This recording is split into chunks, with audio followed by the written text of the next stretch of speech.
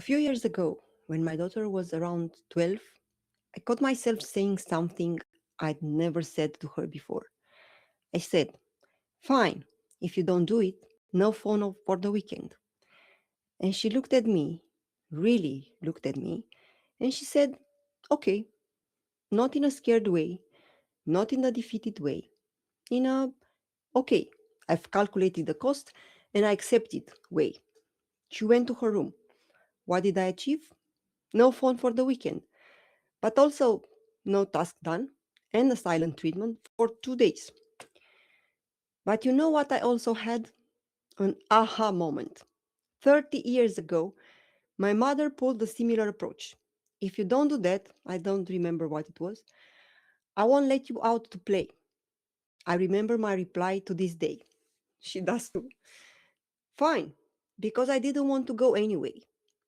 My mom said she remained speechless. Because me and my mom, at 30 years distance, realized something, that the tactics that worked the entire childhood, the threats, the rewards, the quick, "if you don't, then I won't" trades, they weren't working anymore. And they are not going to work again, ever. Not because we lose our authority, not because they become defiant, because teens become a different kind of negotiators. And we were still using the old tactics. So we need to do better. That's what we are talking about today.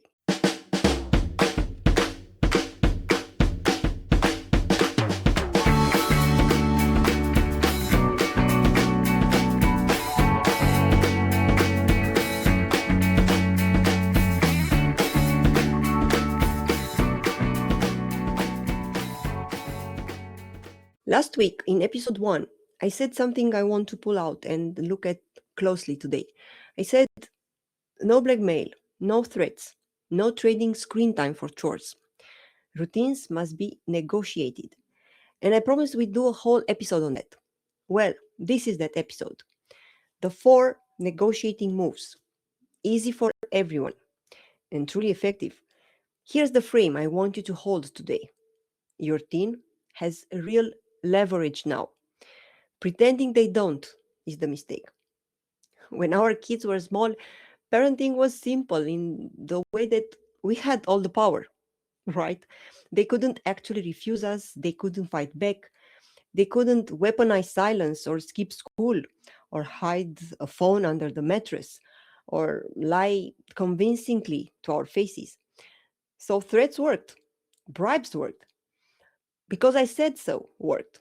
Not because they were good, they weren't, but because the child had no way to push back. They complied because they had to. Somewhere between 11 and 13, that changes. Our teens develop real leverage. They can refuse. They can go silent for a week. They can lie and mean it. They can lose grades on purpose. They can cut us off emotionally.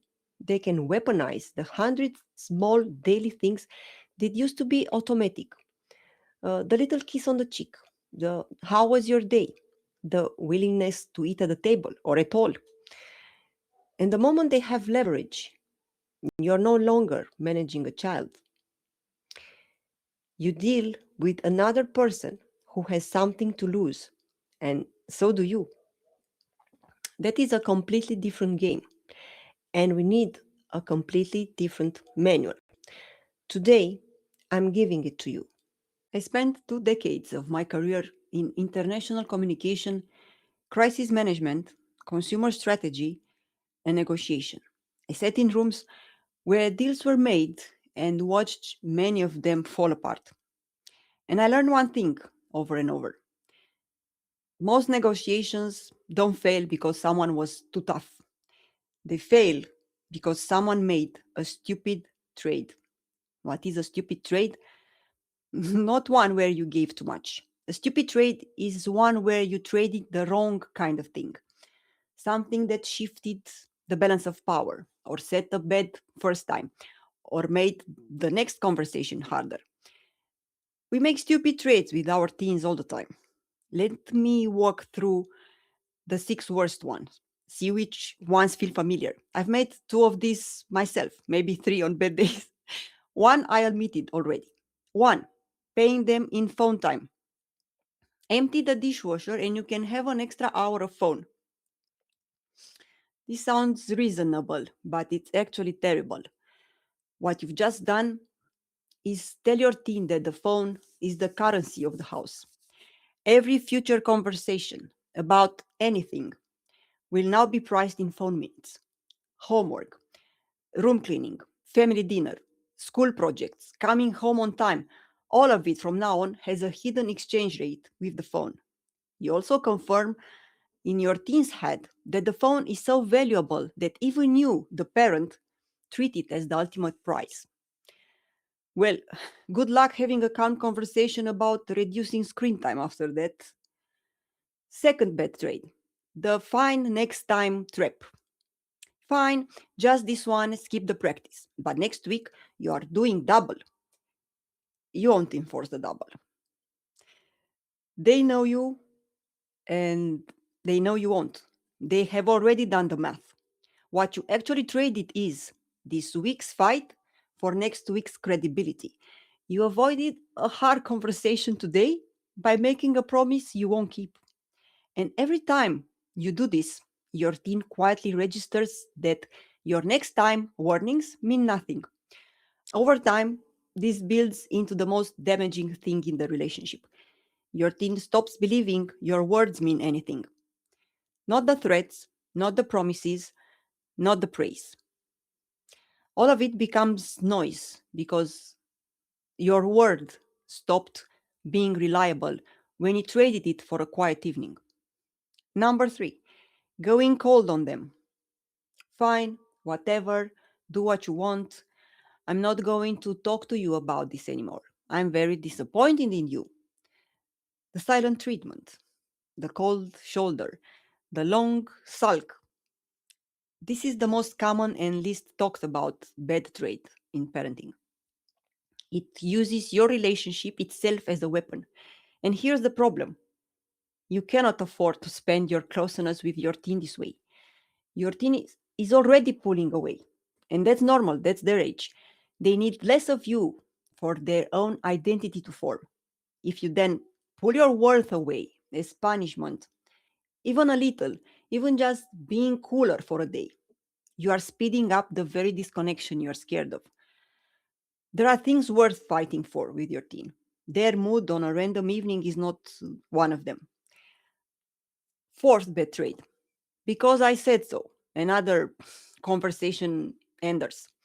I don't care what you think. You are doing it because I said so. Or you don't get to have an opinion on this. This one is killing me. Everyone should be entitled to an opinion in a family, even the toddler. Opinions do not equal compliance, but mutual respect. Or this conversation is over. These phrases are designed to end the conversation by shutting the other person out of it, which works on employees, on children who demand to start a campfire inside, not on teens. Because teens can walk out of the conversation without leaving the room. They cannot walk out and quietly ignore everything you just said. You didn't end any conversation. You just pushed it underground where you no longer have any idea what they are actually thinking or doing. And worse, you've taught them that in your house, respect is not something that goes both ways. And that lesson sticks for life. Sometimes it makes them submissive adults who can't stand up for themselves. Sometimes it makes them angry adults who never call you back. But neither is what you wanted, right? Number five on our infamous list: breaking your word at the worst possible moment. If you tell me the truth, there won't be a punishment. Then they tell you the truth, and you punish them because you were so upset by what they told you that you couldn't help yourself. This is the trait that destroys teen honesty forever. They told you once, you broke the deal, and they learned telling the truth is not safe. From that moment on, they will hide things. Not because they are bad kids, because you taught them in one broken promise that your word doesn't hold. We'll do a whole episode on this one because it's deep. But for today, remember this: if you promise amnesty, you give amnesty, or don't offer it in the first place. My grandma, God rest her soul, used to do that. Paula, tell me what you did with the doilies that have blue stains. No, no, you'll punish me. I can't tell you. No, I won't punish you. Just tell me so I'll know how to deal with the stains. Well, I wanted to repeat the biology experiment with the flowers in the vase, and I added ink in the vase water. Might have dropped some ink on the doilies too. and then, and then she would chase me around the dining table until she got tired, while I was shouting, "You promised! You promised!" Oh my God! Last bed trait, number 6, the emotional blackmail and what it actually does to your teen. This one is the hardest to talk about because many of us grew up with it. It sounds like you are giving me a heart attack. My blood pressure goes up every time you slam that door. The doctor said I shouldn't have stress like this. Um, I won't be here forever, you know. And after everything I've done for you, or if you love me, you wouldn't. And there's one specific version of this I want to name on its own because it shows up especially between mothers and sons. It goes like this: you don't love me anymore. Or if you loved me, you wouldn't do this. Or you used to tell me everything. Now you don't. I used to be the most important person in your life. This is emotional blackmail, wearing the language of love. It puts your son in a position where the only way to prove his love is to never pull away. That's a role, and it's too heavy for a teenager to carry. In our culture, and I'm talking about mine, Balkan, but this is just as true as for the Mediterranean, Eastern European, Latin, and a lot of other traditions, this is practically the sound of motherhood. Generations of women raised their children this way. Our mothers did it, their mothers did it. Many of us inherited it as the sound of love. But here's what it actually is: you're making your teen responsible for your well being as the price of their behavior. And I want to be clearly, it doesn't matter if the health problem is real. You can genuinely have high blood pressure, a real heart condition, real exhaustion. Using any of it as leverage in a fight still damages your teen. The damage isn't about whether it's true, it's about using it as a weapon. Here's what it teaches them: that their needs are dangerous. They learn that love means never disappointing you, which is not love, it's anxiety with your face on it. That they're responsible for your emotional state, a weight no child should carry. And the worst one, it teaches them that guilt is the language of close relationships. That if someone loves you, they have the right to hold up their own suffering to control you. Unfortunately, this tactic works. Short term, it's probably the most effective move in the whole bad parenting toolkit. Teens who love their parents cannot argue with "you're hurting my health." They comply, they apologize, they go quiet, but they go quiet in a way that rots the relationships from the inside. If you recognize yourself in this, really recognize yourself, don't panic. Many of us do it sometimes. I did it too. Probably not realizing because most casing, most cases are transgenerational. We don't have to pretend we are never tired or never stressed. That's part of being honest with your teen, is to stop using it as leverage, to stop putting their behavior and your physical well-being in the same sentence. State your limits as limits. I don't have the energy for this conversation right now. Let's come back to it tomorrow. That's a limit. That's honest. You're giving me a stroke. It's not a limit, it's a weapon. The first teaches your teen that you can take care of yourself. The second teaches them that they have to. All right, so what do we do instead? If we are not threatening, not bribing, not going cold, not shutting them down, what's left? Real negotiation. And it runs on four moves that any professional negotiator learns early. I'll put them in plain parent language. When your teen does something frustrating, the bad move is to attack who they are. You are so lazy. You never listen. What is wrong with you? The good move is to attack what's happening, not who they are. The kitchen is a mess, and this is the third time this week. What's going on with the cleanup routine? Same frustration, completely different angle. The first one makes your teen defend themselves. The second one makes them help you solve a problem. See the difference? When they were small, taking who they were sometimes worked because little kids accept whatever frame you give them. Teens don't. The moment you attack who they are, they defend who they are. And they'll keep defending for hours and nothing gets fixed. Two, listen for what's behind the no. When your teen says no, there is almost never just saying no to the thing you asked. Your teen says, I'm not doing the dishes.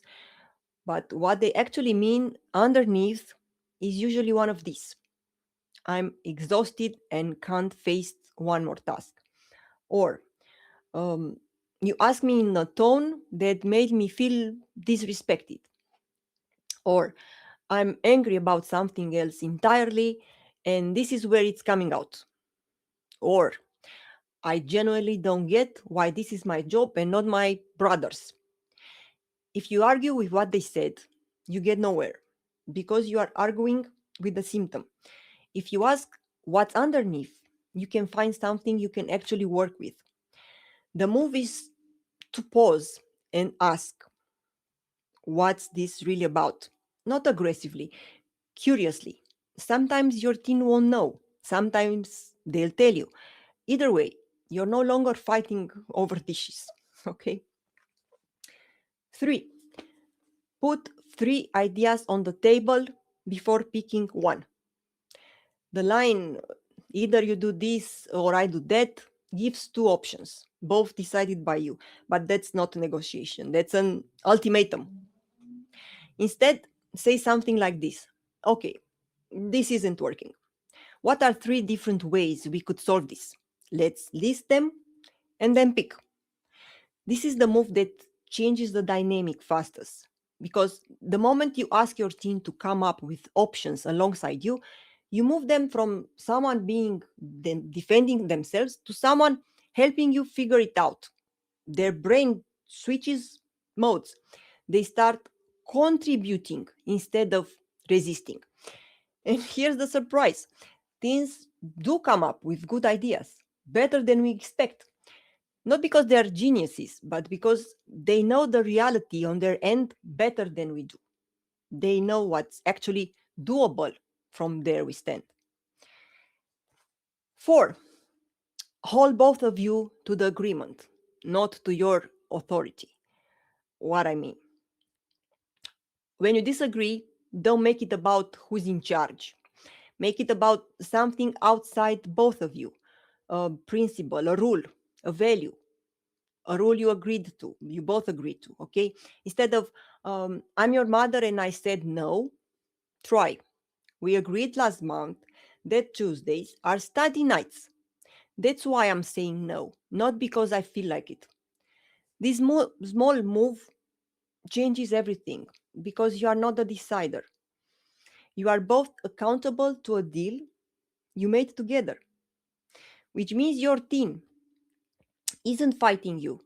They are looking at the deal, which they helped make, which makes the whole conversation go completely different.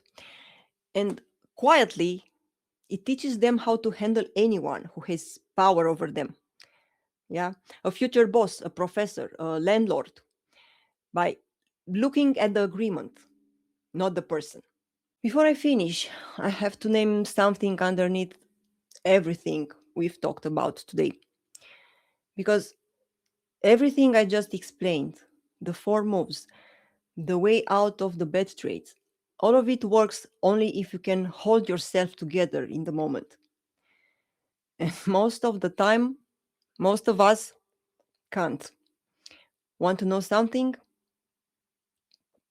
What is the wrecking most parent teen conversation is not the teen saying something stupid. It's not the teen slamming a door. It's not what the teen brought to the table. It's the parents second after. The teen says something that lands badly, and in the second before you respond, something happens inside you. Your chest tightens, your face gets hot, your jaw clenches, and out of your mouth comes a sentence you didn't choose. You just said it. And 5 minutes later, you are in a fight neither of you meant to have. That second is the whole game. Everything we've talked about today, the trades, the real negotiation, the moves, all of it lives or dies in that second. You can know every technique by heart. If you can't hold yourself for those 1, 2, 3 seconds when the team pushes, everything is lost. So let me give you 4 things that will help you with that terrifying second. Not philosophy, not take deep breaths and center yourself. Real tools, things you can practice this week. Stupid, simple. Okay, so first tool for composing yourself. Name the moment to yourself here. What is that? The instant you feel yourself about to react, say one word in your head. Mine is wait. I say to myself, wait. It can be pause or just no, but one word, not a sentence. Just a signal to your nervous system that says, don't let the automatic response out yet. It sounds absurdly simple, but it works because the word creates a tiny crack between the trigger and the reaction. And that crack is where you get to choose your response instead of firing it. Another tool, buy time out loud. If you can't respond well in the moment, say so out loud. Give me a minute. I want to think before I answer that. I'll come back to you in 10 minutes. This is uncomfortable, I know, because we've been raised to believe parents should have answers instantly. We don't have the answers. Saying, I need a minute, does 3 things at once. It buys you time, it shows emotional honesty, and it tells them that what they said matters enough that you want to respond well instead of quickly. And that's not weakness. That's the smartest move right there. Third tool, change your position. Move your body. If you're standing, sit down. If you're sitting, stand up. If you're face to face, walk to the kitchen, pour a glass of water. Physically move. Sounds weird, but here's why it works. Your emotional state and your physical position are locked together. The body you are in when the argument started is the body that wants to keep arguing. Change the body, and some of the charge drops out. This is also why so many hard conversations go better on a walk than across the table. Bodies in motion are less reactive than bodies pinned in a chair. Okay, last tool, practice, very important. Practice in the low stakes moments. The thing about the pause, the 3 second pause, is that you cannot learn it in a real fight. By the time the real fight arrives, Your nervous system has already taken the wheel and you're a passenger. You learn the pause before you need it, in the small moments. For example, um, the teen leaves something out again. Instead of the usual sigh, try the wait in your head. The teen is rude at dinner. Instead of correcting on reflex, try buying time. I want to come back to that later. You're training a skill, okay? Nobody gets it right in the real fight when they practice the small ones. Start practicing composure so you'll have it when you will need it, okay? And one last thing, because I've seen it happen too many times. Most of the time, your teen didn't come into the conversation looking for a fight. They came in nervous, cautious, testing the water. The reason the conversation becomes a fight is because the parent can't hold the first 3 seconds, and the teen, sensing the wave coming, defends preemptively. Too scared people, both reacting. If the parent can hold those 3 seconds, just that, nothing more, the teen often doesn't have to defend, which means they don't have to attack, which means the dynamic doesn't escalate. You holding yourself is often all it takes for them to hold themselves too. If you zoom out on everything we've talked about today, the bad traits, the 4 moves, the pause, the shift from childhood to teen, there is one thing that makes all of it possible. You have to actually believe your teen has a real seat at the table. That's it. Not, I'll pretend to listen to their input because the parenting book said to. No. Not, I let them feel heard before I do what I was going to do anyway. Not, I'll include them in a small decision to make them feel included. Actually believe it. Believe that they have real reasons for what they want, real ideas worth hearing and sharing, real standing at the table. Because teens can tell instantly and every time whether you're actually negotiating with them or just performing negotiation. And the moment they sense the performance, the whole things fall apart. I know this part is hard because it means giving up a piece of the authority you've had their entire life. It feels like a loss. I know. But it isn't loss. It's graduation. Theirs and yours. So choose carefully. Okay, before I let you go, 2 takeaways. Everything we talked about today comes down to these 2. 1, give your teen a place at the table. Not a symbolic one, a real one. 2, practice self-control and the 4 moves in low-stakes moments. You cannot learn composure in the middle of the fight, okay? You practice when it's easy. The small annoyance, the minor comment, the eye roll, so that when the real negotiation comes, the skill is already in you. We don't rise to the occasion. We fall to the level of our practice. If one of the bad trades landed particularly hard, if you recognize yourself in it, don't spiral. Making them once doesn't destroy the relationship. Making them over and over and over without ever stepping back to look at what you are doing is what erodes it. One trade at a time, one conversation at a time. That's how you rebuild. Next week, the other half of the conversation. Your teen needs tools too. Not to win the fight with you, to actually talk to you. See you then.